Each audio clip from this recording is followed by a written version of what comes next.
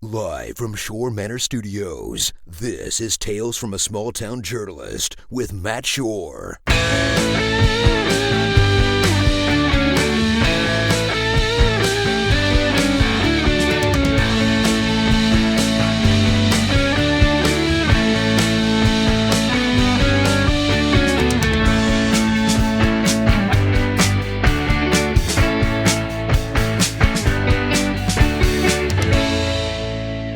Hey guys, thanks for checking out this episode of Tales from a Small Town Journalist, the podcast dedicated to all the weird and wonderful stories you are only going to hear about from reporters working in small communities just like yours.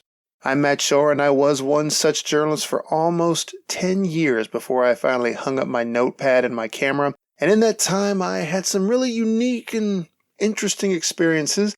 And I got to know a lot of other reporters who also had some unique and interesting experiences. Before I go any further, I do want to make sure and say, Happy New Year, guys. Happy 2020.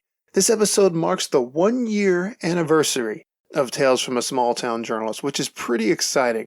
12 months later, and we're still here, still telling these goofy stories, still talking to reporters, still letting people know all about the just unique, interesting, weird, and just fantastic stories you're only going to hear about from folks like us. I do want to make sure and mention that this is a listener-supported podcast, supported by wonderful folks just like you. There are a couple of great ways that you could show us some support. First and foremost, you could visit my website, mattshore.net, and purchase a few of my books. We've got comic books, we've got children's books, we've got horror, we've got science fiction, we've got just a little bit for everybody. So, if you want to show a little bit of financial support, we would love and appreciate that.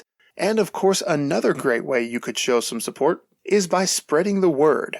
Twitter, Facebook, Instagram, TikTok, Snapchat, whatever you got. There's a new one out there called Vero. It's not so new anymore, is it? Anyway, point is, spread the word and let people know all about us. Tell a friend, tell a neighbor, tell a loved one, tell some random person on the street. Grab them by the shoulders and give them a good shake and say, hey, you have got to listen to this amazing little podcast by this amazing guy named Matt Shore, interviewing all the journalists in small towns and just telling all their just unique and fun and strange stories. This episode, we're going to be speaking with Richard Stevens, the communications director for the city of Clarksville. Previously, Richard was the general manager at the Leaf-Chronicle newspaper in Clarksville, but that's not the only newspaper he's worked at. He has had a long and storied career.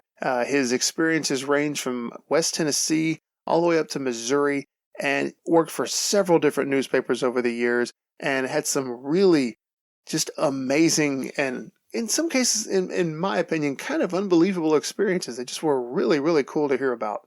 I don't know if Richard is aware of this, but he's kind of an important person in my life. When I got hired on at the Leaf-Chronicle, I was about to get married, and at the time, my soon-to-be wife and I both lived in Mayfield. We had an apartment ready for lease. We hadn't signed yet, but everything was falling into place. We were getting ready to start our lives together, and I was expecting to continue my career at this little newspaper called the Mayfield Messenger in Mayfield, Kentucky, when out of nowhere I was offered this job at the Leaf-Chronicle in Clarksville. Now, I say out of nowhere. They had reviewed a resume that I sent to them several months back, because my wife-to-be at the time, she had indicated that there were a lot of opportunities for somebody who had a degree in speech pathology in Clarksville. So I said, okay, I'll put some feelers out. I'll try. And I sent out some resumes and promptly forgot about it. So from my perspective, when I got that call from Richard, it was a surprise. But we took a chance. And so 1 month later, I was working at a brand new job. I had a brand new wife. We were living in a brand new town and a brand new apartment, meeting all kinds of brand new people that we had never met before. So it was exciting, it was scary, and it was great. And it wouldn't have happened if Richard hadn't emailed me saying that they might be interested in offering me a job as the night editor at the time at the Leaf-Chronicle. But enough about my experiences and my story. Richard has some really great ones, and I don't want to put that off anymore. So let's turn things over to Richard now and hear some of the really amazing stories he's got to tell us. All right, I am speaking with Richard Stevens, Communications Director for the City of Clarksville. Of course, this is his current job. Before that, he worked for the Leaf-Chronicle newspaper here. I believe you had several hats working for that newspaper. Am I right? Yeah, I spent 17 years at the Leaf-Chronicle as executive editor and then later as editor and general manager. And, of course, I almost forgot. Thanks for joining me tonight. Yeah, it's glad to be with you, Matt. I appreciate it. Of course, your time at the Leaf-Chronicle started off with quite a bang, I guess. Your first day there was the infamous tornado that hit Clarksville's downtown area and pretty much took out the Leaf-Chronicle main offices. Yeah, it was definitely the weirdest day of my 35-year newspaper career. I was working at the Tennessean in Nashville, where I joined the staff in 1994. And in 1999, when the tornado hit, I was the night managing editor. And I was recruited to come and be executive editor at the Leaf-Chronicle, which had been purchased by the company that owned the Tennessean, the Gannett Company, a few years earlier. And by 1999, they were looking for some experienced Gannett Company editors and staff members to come and work on improving the Leaf-Chronicle. So I had interviewed, and I was scheduled to start the job on February 1st of 1999. Well, lo and behold, on January 22nd, a tornado, an F4 twister, knocked down most of downtown Clarksville, including the Leaf-Chronicle. So I got a call about 6:30 that morning from my bosses at the Tennessee and said, hey, your new home is in bad shape. We think we're going to need to send you up there. So I turned on the TV. This was about 6:30 in the morning. And the first thing I saw on the Nashville news was a picture of the Leaf-Chronicle in rubble. So I got myself together, headed up to my new boss's house, Gene Washer, who was the publisher and president of the Leaf-Chronicle at the time. Met him at his house. We set up a game plan and got to work. I had never met my staff except for a couple of members during the interview process. So I met the staff of the Leaf-Chronicle that morning in a parking lot in the rain, and we got about the chore of making the newspaper. And it was really a remarkable day. We had meetings in Gene's living room and had people deployed. Photographers were out and about. The Tennessean, which was a sister newspaper, they sent up some reinforcements later in the day. And then we went over to Hopkinsville, Kentucky, where we had a reciprocal agreement with a newspaper over there, the New Era, and that's where we printed. So it was quite an odyssey. I felt like at mid-career, it was one of those days where I had to use every bit of knowledge, every bit of experience that I had accumulated to pull that day off. And, it was pretty remarkable. We made a newspaper and got it on the streets, didn't miss a day's publication, and it was just a crazy day. Obviously, it's not the best way to start a new job, but it sure dispenses with the, hey, how are you? I'm the new guy type routine. Yeah, it's quite a trial by fire there. Yeah, it was pretty remarkable. But the thing about it was, since the newspaper offices were basically in rubble, this whole tornado odyssey kind of lasted a year. It was just one problem to solve after another. We moved into a hotel lobby, and we ran the newspaper out of suburban-style hotel for a couple of weeks, and then we found quarters in an old abandoned grocery store out on Wilma Rudolph Boulevard. It had been called Foodland. We put a banner up that reanointed it Newsland, and we worked out of there for about, 8 or 10 months while our building downtown was being rebuilt.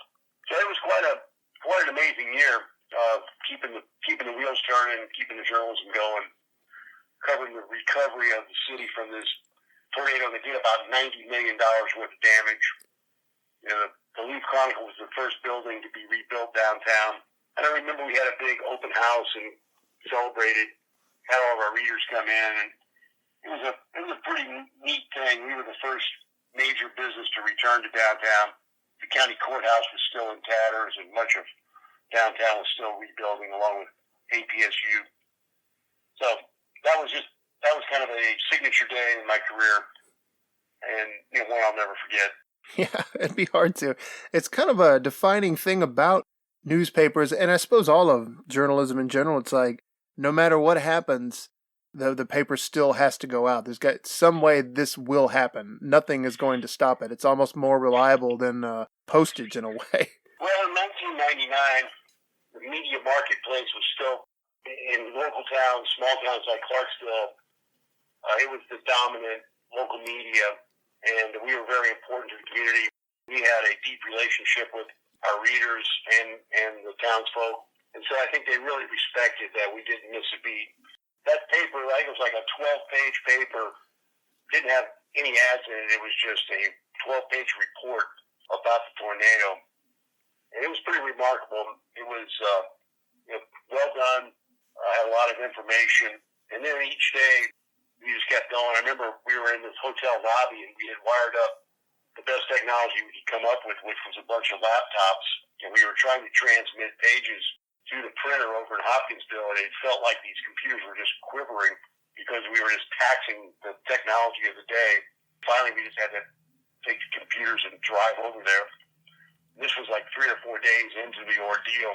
So it was just like one thing after another. I remember getting a phone call about day 5 from a reader who said he was really upset that we didn't have fresh New Abbey and fresh comics in the paper yet. So kind of a very humbling realization that they didn't care about our problems. They just wanted their newspaper back. Good to know the priorities were in the right place even then. That's right. It was kind of a unique day. I was kind of at mid-career. I'd had a lot of other newspaper experiences, and that staff was very special because we kind of had that sense of camaraderie that we built through that tornado year. And those are still some of my best friends and colleagues. We shared a really extraordinary journalism experience. We actually entered that first day, maybe that first month of papers, as a Pulitzer Prize entry at the behest of our parent company, Gannett. So that was kind of an interesting experience. I'd never been part of a Pulitzer entry. We didn't finish in the money, but it was an interesting process to go through, and it was a remarkable piece of work. You know, it was community service at its best, I thought. Yeah.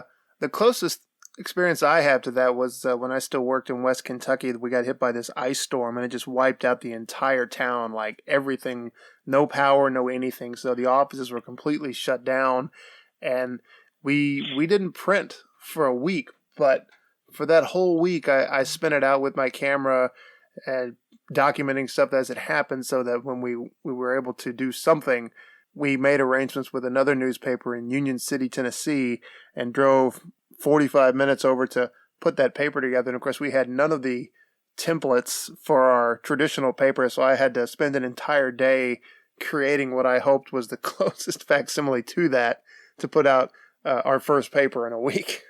Yeah, that was much like our first night at the Leaf-Chronicle, where we just we were like photocopying our nameplate and finding some way to graphically superimpose it onto a newspaper page that was a completely different size over at the Kentucky New Era. So we made do, and it was definitely memorable and remarkable success story just to keep the press rolling. It's impressive. I've heard the story a few times, but it never ceases to impress me. Yeah, and then we moved into an old food store that had gone bankrupt and was just kind of abandoned. And so, like 2 or 3 months into this ordeal, which would have been like March of 1999, the weather started heating up, and these old food cases and dairy cases in this old supermarket that were sort of pushed back and they started coming alive with insects. And so we were trying to work amid this atmosphere of gnats and bugs and smells. I remember our city editor, a gentleman named Fernando Pizarro at the time, he was sitting underneath a sign that said Aisle 9, Nuts. So he was my nuts editor. So there were just funny little stories like that. The environment was definitely challenging, trying to make a paper for months in a beat-up old food store that had all kinds of horrors. Yeah, I'll bet. It's kind of a year that I'll never forget. Yeah, there's probably a lot of stories to mine out of that. But The Leaf-Chronicle is, that's not the only newspaper you've worked for. You also worked for the Tennessean, or are there any other papers you've worked for? Well, I kind of added it up. I hadn't thought about it a lot lately because I kind of moved on to what I call an encore career in government communications. That actually has been more satisfying than I ever would have dreamed. I mean, midway through my hard-bitten journalism career, if you'd have told me I was going to be a government communications guy, I would have just said, shoot me now. Because there used to be, antipathy for the public relations world. We call guys like me now, call them flacks. So, but actually I found it to be rewarding work. I still consider it, communication in the public interest. And, Clarksville is a very interesting town to be working in. So I'm kind of blessed to have kind of an encore career as a communications director. But overall, I had a 35-year career in journalism. I started at my hometown weekly, and I actually counted up, I worked for 10 different newspapers over 35 years. I went from my hometown of O'Fallon, Missouri, which is near St. Louis, to a paper called the Globe Democrat, which at the time was the largest daily in Missouri. And that was the Globe Democrat in St. Louis. And then it fell on hard times. It got caught up in that period where morning and afternoon papers were combining and consolidating. So the Globe Democrat went out of business, was folded up into the St. Louis Post-Dispatch. So from there I went to Kennett, Missouri, which is down in the Boot Heel, which is a very different part of the world. It's still in Missouri, but it's almost more like Mississippi than it is like Missouri. So I spent some time there. Then I went to Fulton, Missouri, which is in the mid-state, and was managing editor of the Fulton Sun. Then I went back to St. Louis to be part of the staff of a startup daily tabloid called the St. Louis Sun. And that was really interesting work at mid-career with, it was a daily tabloid, more like the New York Daily News or New York Newsday than it was like a broadsheet. So I got to do some fun work there. But that didn't last very long. I went from there to the Morning News Tribune in Tacoma, Washington, which was an interesting experience to move from the Midwest to the Seattle area. I worked there for a time, and then I moved back into a smaller market in Olathe, Kansas, which is a suburban daily, the Olathe Daily News, which was in the Kansas City metropolitan area. So I spent about 4 years in Kansas City, and then in 1994 I landed a job as an assistant city editor at the Tennessean in Nashville. And the Tennessean was owned by the Gannett Company, which was the biggest newspaper publisher in America at the time. And they had innovated USA Today a couple decades earlier, and they were sort of one of the more innovative newspaper companies. So I was lucky to land with what was a strong newspaper and a strong company.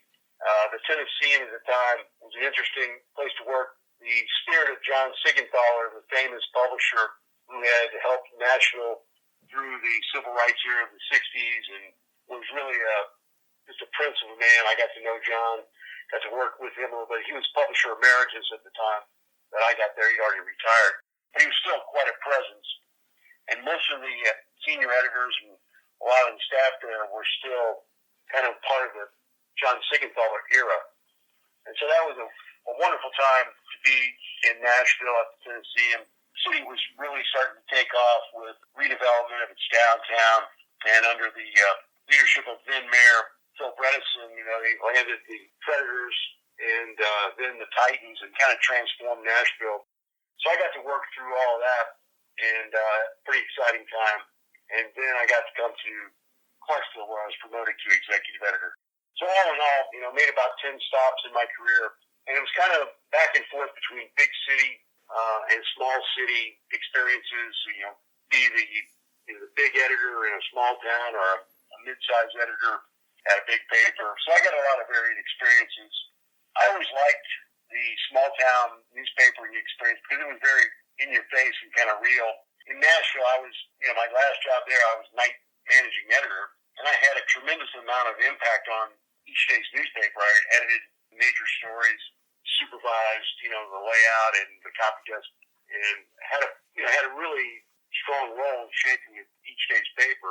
But I was kind of in an ivory tower. I was kind of an unseen hand. But if you work in a place like Kennett or Fulton, and in large degree Clarksville, you feel the impact on the community a lot closer. And if you write an editorial criticizing somebody in a small town, invariably you go to the food store the next day and you round the corner and there's the person you wrote about.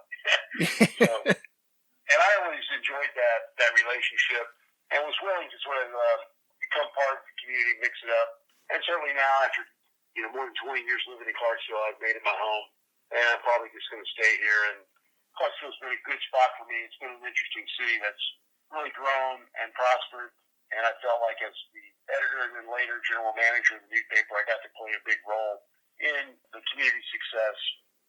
So there's a certain advantage in being sort of that anonymous leader, up on the fifth floor of an office building in a town like Nashville, where you're really doing good work and having a big impact, but you're not really out in the community or part of the community like you are as an executive editor at a place like Clarksville.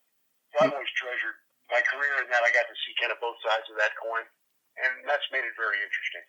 Now, in that time, like I know myself, I was in the trenches and then as an editor for about 10 years all told, and I had got my share of fairly crazy experiences working with the public. So I imagine in all of your time, you've probably amassed a pretty good collection of personal experiences and stories to tell. Am I right?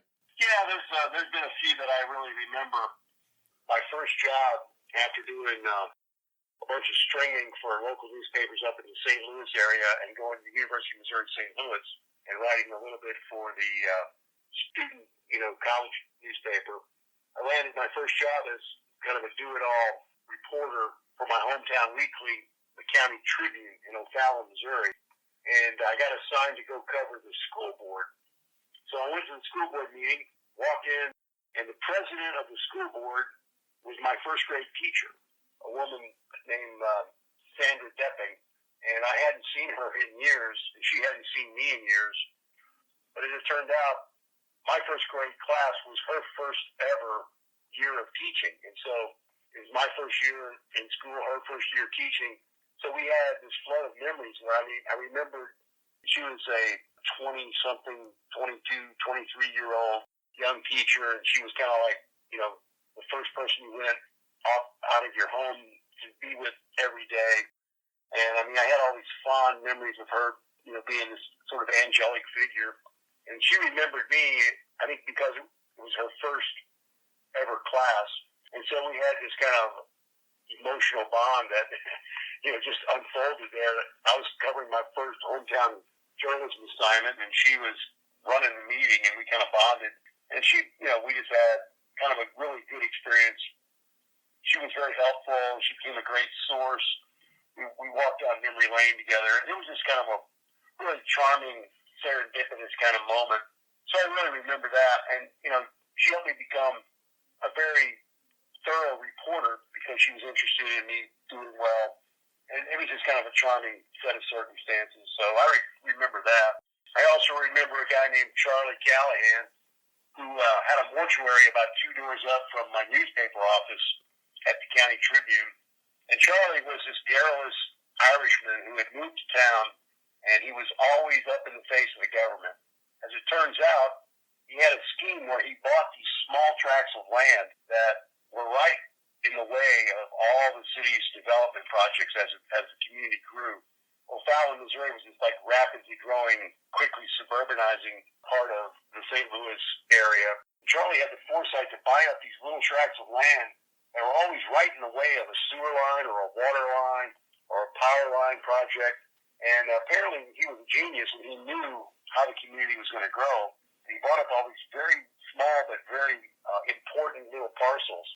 And he constantly fought with the city government. And so he would always come in every Monday morning. I'd be on deadline, and he would run these letters to the editor and poke at the city officials. He was like the most unpopular guy, but he was also like this super charming Irish guy. And he would always goad me into running these letters. And I learned a lot about, the civic structure through Charlie's eyes, because he was always enlightening me about how government worked and why they hated him. And then I would go talk to the government officials about why Charlie was such a thorn in their side. And so I got a rapid education, but it was also one of those sort of it was like a story out of a novel. You know, it was like Charlie fighting the government and almost always winning, and the government hating him. But it was like, you know, he was always, his favorite line was, "You'll die laughing." He'd come in, he said, "You're going to die laughing." He'd tell me these wild stories about things he had gathered up on city officials. So it was a really interesting education into local politics. So I always treasured that education I got from Charlie Callahan. And I remember when I left that job to go to the quote-unquote big city, I got a job at the Globe Democrat, and he kind of was, you know, he was kind of misty about it. He kind of, you know, he offered me encouragement, said he was going to miss me. And I remember later working the night desk at the Globe Democrat, you know, 50 miles away from my hometown, and editing the obituary of Charlie Callahan. So that was just kind of a full circle that came around. He was very important to me. And it just, as serendipity would have it, I was editing the obituaries, and his name popped up on my screen, and I had to handle it. So it was just one of those strange moments in your career where somebody you really knew well all of a sudden crosses your path again, and you're dealing with their death notice.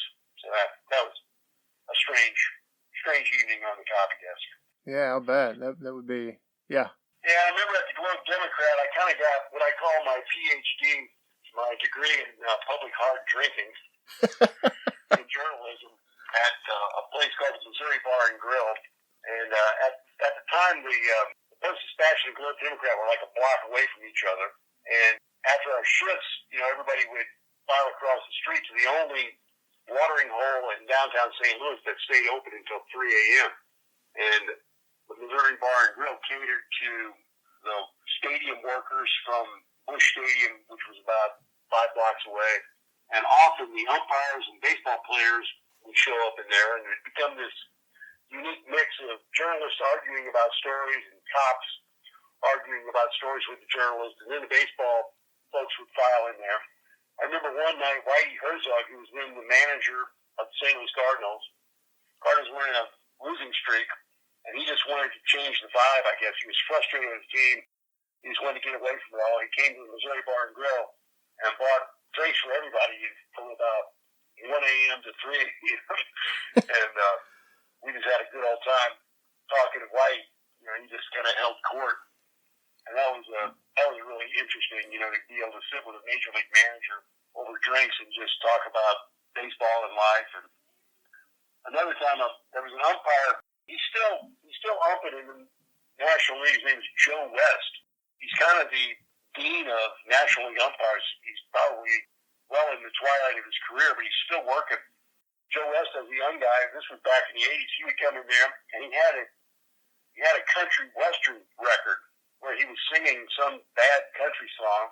He had a 45, and he would force the bartender to play this 45 on the jukebox over and over while he held court with whiskey drinking contests with whoever would try to take him on.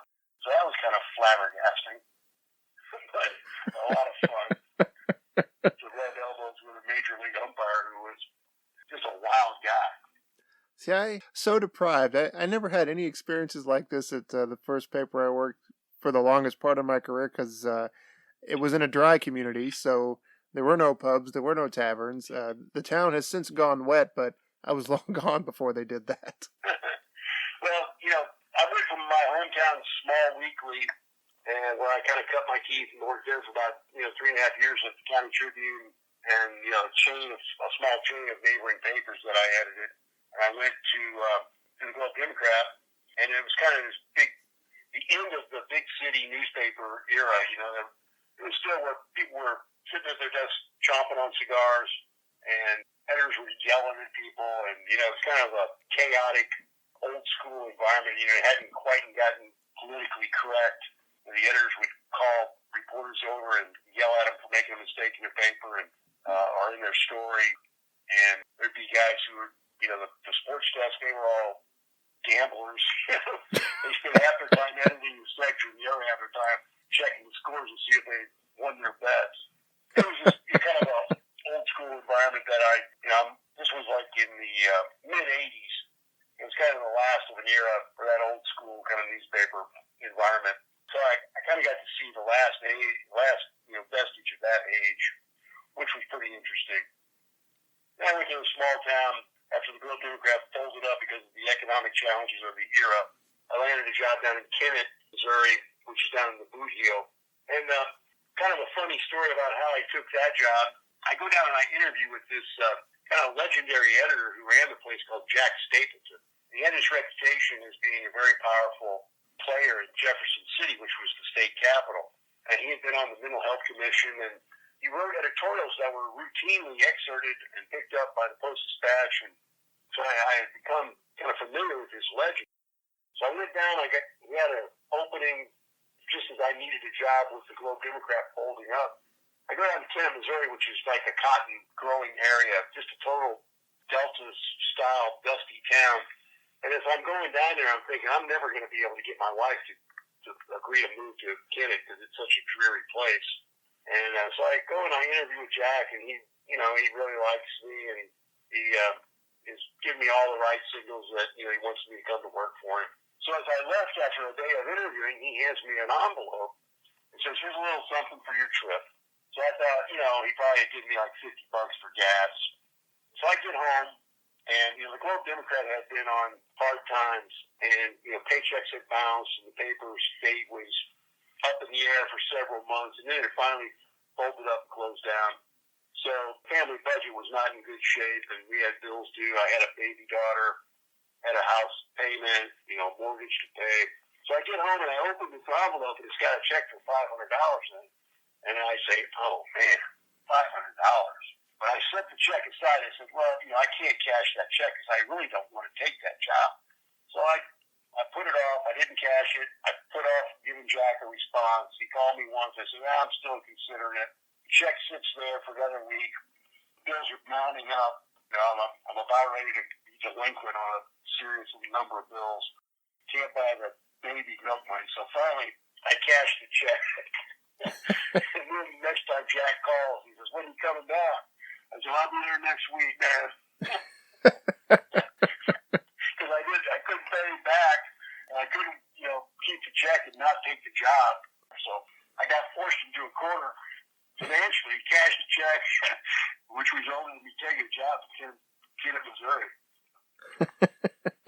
Necessity can force some decisions. Yeah. Well, to just amplify how bad it got at the Globe Democrat, the situation was that the Post-Dispatch and the Globe Democrat were printed on the same presses, and they had been operating under a joint operating agreement since probably the 60s or something because of an antitrust act or something, because it was like a newspaper preservation act where newspapers could operate jointly but separate their profits and combine some services and stuff. So it came time in the mid-'80s, where afternoon newspapers just weren't viable anymore. Post-Dispatch wanted to move into the morning and put the Globe Democrat out of business. Well, as it all turned out, the Justice Department said, no, you got to try to sell the Globe Democrat. You can't just put it to sleep. So a white knight rode in from Columbia, Missouri, and bought the paper, and he didn't really have a whole lot of experience or a whole lot of money. And so he kept it alive for about 9 months over the period of time I worked there. And toward the end, it got so bad, paychecks were bouncing, and we were all about to mutiny. So one Friday night, they drove a Brinks truck into the basement of the Globe Democrat building and handed out $100 bills just to keep the staff from, quitting on the spot. Oh, jeez. So that was one of my more memorable nights where they just handed out cash to keep you working. Oh, boy. Everybody had multiple checks bounce, and that shaped up as one of the weirder days of my newspaper career where they drove a Brinks truck into the basement of the building and handed out $100 bills. Just so you come back to that. So those are my 2 check stories of my career. Well, one thing I do want to ask, since you spent so much of your career as a journalist, and as such, you have a relationship with the local politicians, and yet every day, you get to know each other, and you're working almost side by side in a lot of ways. Now, as the communications director for the city, the situation is the same, but the roles are reversed. So now, instead of being on the newspaper side of things, you're on the government side, and they're coming to speak with you. So how's that transition been? How's that change been? You know, I've told some fairly lurid stories of my newspaper career, but most of it was dedicated to public service journalism, trying to do the right thing, to be a watchdog of government. During my 17 years as top editor at the Leaf-Chronicle, we did some enterprise that, helped clean up some bad practices in the school system. There were some leadership issues there early on in my tenure where supervision was not up to par. And, there was a sexual abuse incident where a student wasn't protected, and we exposed that and pretty much drove off the school's director of the time by exposing some bad practices in the system.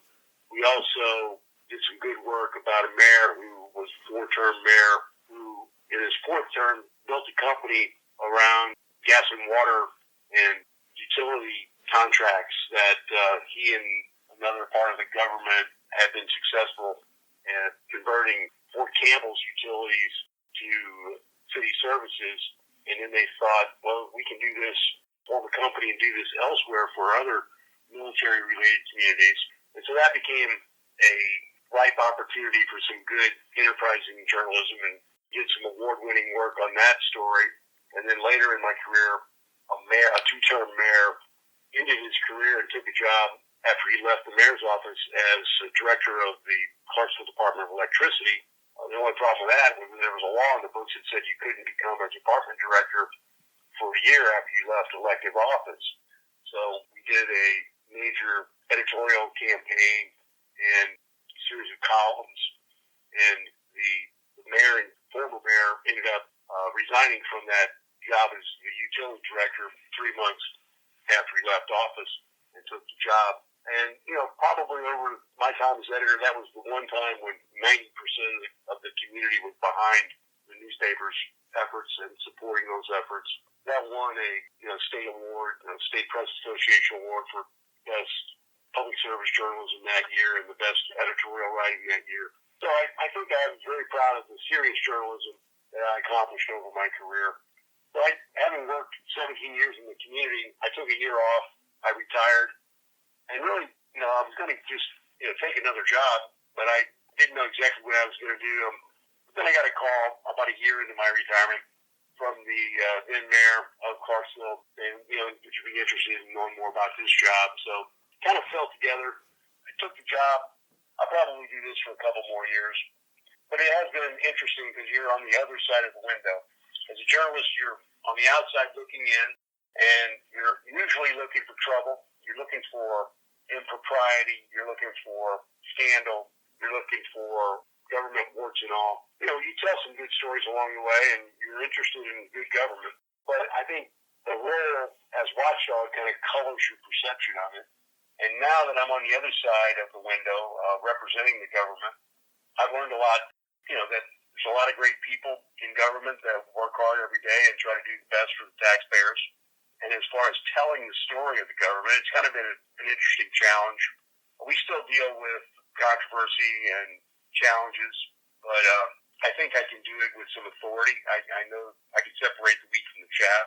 I think everybody knows that I have a commitment to the welfare of the community, but I'm not going to tell lies. I'm not going to varnish the truth. And I think that's helped the city of Clarksville communicate and build its image, because I brought some of my reputation along to the role of telling the city story. So it is still challenging to keep up, expand in the era of digital communications and social communications. The decline of traditional media has been challenging. Yeah, I'm an ink-stained wretch. I'm an old newspaper guy, but I understand that the media marketplace has changed, and I've had to work hard to keep up to date and in the know about how to use the modern platforms to engage our citizens. So it remains challenging and interesting, and I still, every day, my mantra is I'm a communications professional who operates in the public interest. Well, this has been really good.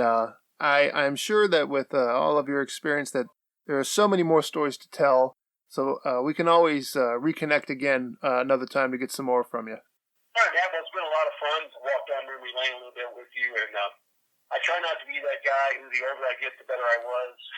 So I try to remain humble. But it's been a little hard to connect with my career.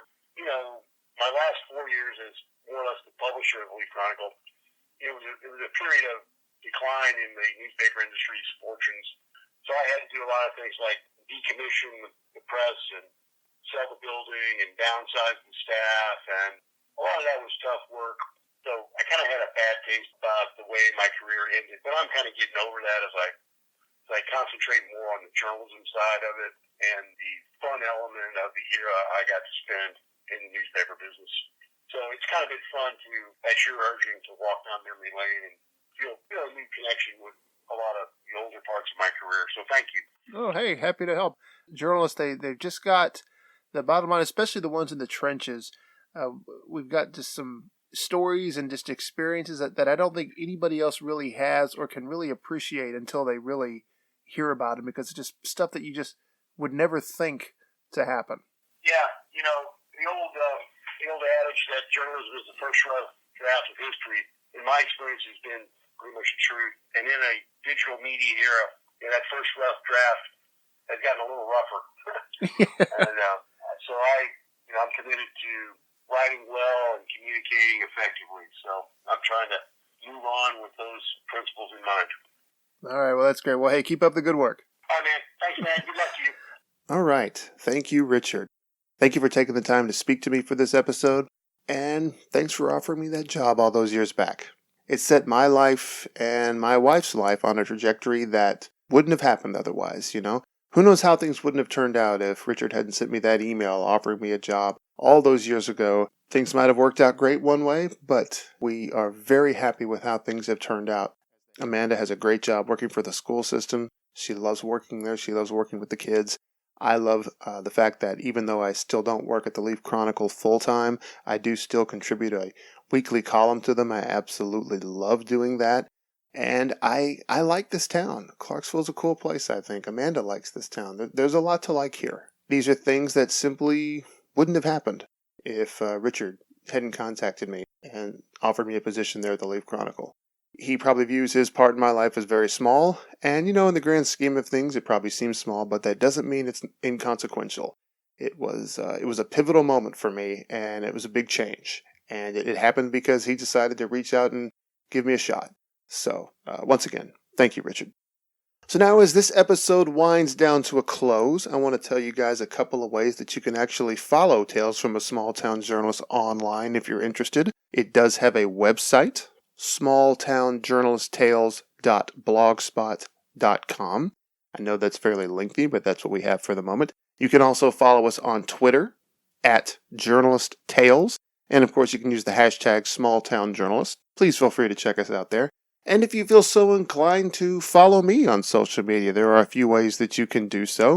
First, of course, there is also my website, mattshore.net. I believe I mentioned that at the beginning. And of course, you can also shoot me an email if you want to contact me directly, mattshore@hotmail.com.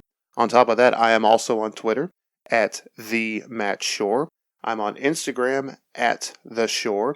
And we do have our parent Facebook page that you can check us out there, facebook.com/Shore Manor, where you can follow along and see all the things going on from Shore Manor Studios. So we decided to start calling ourselves. Pretty exciting, right?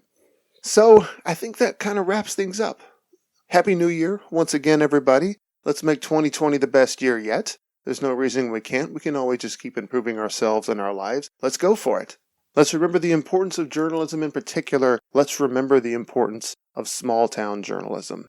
There is no more important source of news for you and your community than your local newspaper. I realize I probably seem biased, but I really do believe this. I cannot state the importance of a small town local newspaper enough. So please support them, support your local journalists, subscribe to your newspapers, listen to your local radio stations. Let the journalists know they're doing a good job. They don't hear that nearly enough, believe me. Even if they may not get screamed at and yelled at to the same level as they did in Richard's early years, they could still really use that encouragement to let them know that what they're doing is important and what they're doing is appreciated. So, as we wrap things up, I'll just wrap this up the way that I always do. Keep listening and keep reading. Thanks.